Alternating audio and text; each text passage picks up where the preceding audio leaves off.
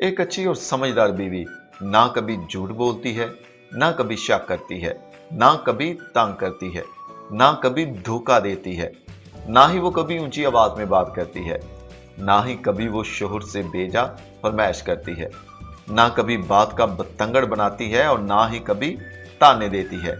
और सबसे अहम बात, इस तरह की बीवी ना ही दुनिया में पाई जाती है।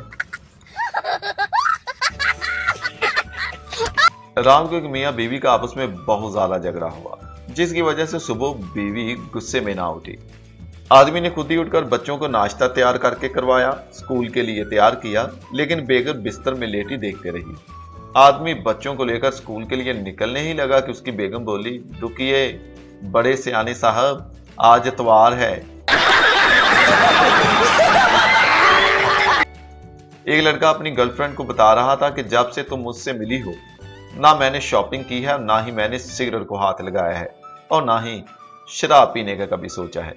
लड़की बोली, तुम मुझसे इतना प्यार करते हो कि पागल हो गए हो मेरे प्यार में। लड़का बोला, कमीनी, मैं तेरे प्यार में पागल पागल नहीं हुआ, तेरी वजह से मेरी जेब खाली होकर रह गई है।